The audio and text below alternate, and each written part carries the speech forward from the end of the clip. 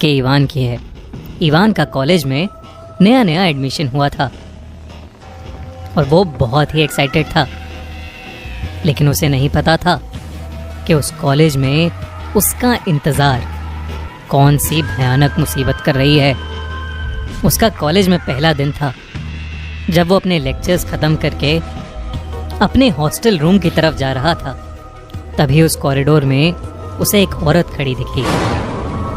वो दूर से ही इवान को घूर कर देख रही थी।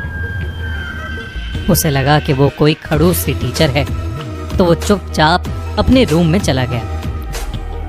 उस दिन के बाद इवान अक्सर उस टीचर को अपने रूम के बाहर वाले कॉरिडोर में देखता था और वो हमेशा उसी वक्त दिखती थी जिस वक्त उस कॉरिडोर में और कोई भी नहीं होता था। इवान को ये बात अजीब लगती थी और इसलिए उसने कई बार उस टीचर को ग्रीट करने की कोशिश भी की, लेकिन वो टीचर कभी कोई रिएक्शन ही नहीं देती थी, बस इवान को घूरती रहती थी। उस कॉलेज में 2 लाइब्रेरी थी, एक जो नई नई बनी थी और एक बहुत पुरानी। वो पुरानी लाइब्रेरी पिछले 1 साल से बंद पड़ी थी, पर एक रोज जब इवान वहां से गुजर रहा था तो उसने उसी अजीब सी दिखने वाली टीचर को उस पुरानी लाइब्रेरी के अंदर जाते देखा। उसने सोचा कि वो उस टीचर को फॉलो करेगा और पता लगाएगा कि आखिरकार वो है कौन। वो लाइब्रेरी बहुत ही खराब कंडीशन में थी और उसके अंदर से एक अजीब सी बू आ रही थी। उस लाइब्रेरी में उस टीचर और इवान के अलावा और कोई भी दिखाई नहीं दे रहा था। लाइब्रेरी के आखिरी हिस्से में इवान को वो टीचर खड़ी दिखी। वो टीचर दीवार पर कुछ लिख रही थी और साथ ही कुछ बड़बड़ा रही थी। इवान चुपचाप दूर से खड़ा उस टीचर को देखे जा रहा था, लेकिन अचानक उस टीचर ने पीछे मुड़कर इवान को एक भयानक नजर से देखा। उस टीचर की आंखें लाल हो गई थीं। इवान को एक अजीब सा डर लगने लगा था, इसलिए वो जल्दी से वहां से निकल गया। जब उसने उस लाइब्रेरी से बाहर निकलकर दरवाजे पर गौर किया तो उसने देखा कि वहां ताला लगा था। इवान को कुछ समझ नहीं आ रहा था, तो वो अपने हॉस्टल की तरफ वापस चला गया। उसके हॉस्टल वार्डन ने उसकी ऐसी घबराई हुई हालत देखकर उससे पूछा कि अचानक उसे क्या हो गया है। जब उसने पूरी बात अपने हॉस्टल के वार्डन को बताई तो वार्डन अचानक चौंक उठा। ऐसा लग रहा था कि मानो इवान की बात सुनकर वो सुन्न पड़ गया हो। वार्डन को देखकर इवान और डर गया और उसने वार्डन से पूछा कि उसे क्या हो गया और वो टीचर आखिर है कौन। वार्डन ने इवान से तो कुछ नहीं कहा, लेकिन उसे एक वार्निंग जरूर दी कि वो दोबारा भूल कर भी उस पुरानी लाइब्रेरी के आसपास न भटके। डरे हुए इवान ने अपनी गर्दन हिलाई और अपने रूम में चला गया। रात में इवान अपने रूममेट रॉन के साथ बैठा हुआ था। वो एक दूसरे से बातें कर रहे थे कि तभी इवान को अपने रूम के दरवाजे के नीचे किसी की परछाई नजर आई। इवान ने दरवाजा खोला तो वहां कोई भी नहीं था। रॉन ने उससे पूछा कि वो इतना टेंस्ड क्यों है। तब इवान ने रॉन को उस अजीब सी दिखने वाली टीचर के बारे में बताया, जिसे सुनकर रॉन भी बहुत हैरान हो गया।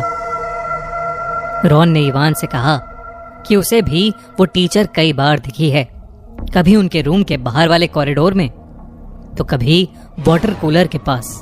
वो दोनों बातें कर ही रहे थे कि इतनी देर में इवान और रॉन के रूम के बाहर फिर कोई परछाई आई। इस बार वो दोनों अपने रूम से बाहर आकर कॉरिडोर में उस परछाई को ढूंढने लगे। कुछ आगे जाते ही वो दोनों उसी पुरानी लाइब्रेरी तक पहुंच गए थे। हॉस्टल वार्डन की चेतावनी के बावजूद इवान रॉन को लेकर उस लाइब्रेरी के अंदर चला गया।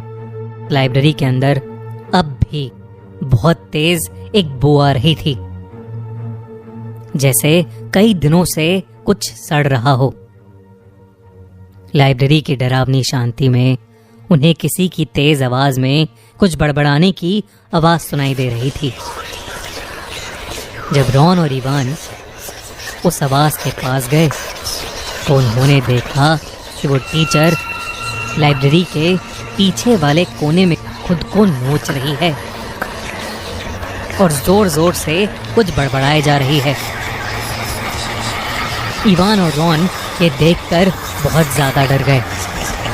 जैसे ही वो वहां से निकलने वाले थे, लाइब्रेरी का दरवाजा अपने आप बंद हो गया।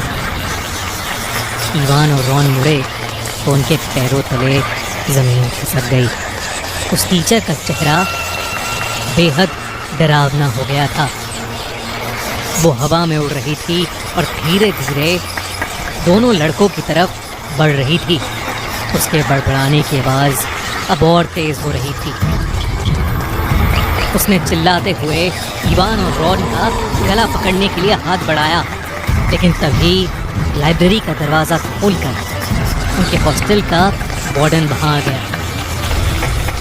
वार्डन के वहां आते ही वो टीचर वहां से गायब हो गई।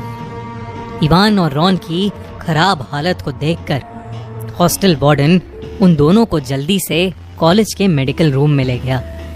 अगले दिन जब वो दोनों थोड़ा बेहतर महसूस कर रहे थे, तब हॉस्टल वार्डन ने उन्हें बताया कि 1 साल पहले कॉलेज की एक टीचर ने उस लाइब्रेरी में 2 बच्चों को मारने के बाद खुद भी सुसाइड कर लिया था।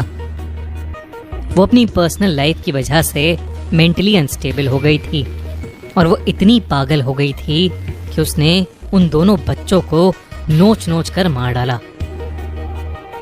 इत्तेफाक से वो स्टूडेंट्स जो मरे वो उसी रूम में रहते थे जिस रूम में अभी इवान और रॉन रह रहे थे। उसी दिन इवान और रॉन का रूम चेंज कर दिया गया और उस पुरानी लाइब्रेरी को हमेशा हमेशा के लिए तोड़वा दिया गया। उसके बाद से उस कॉलेज में फिर कभी उस टीचर को नहीं देखा गया।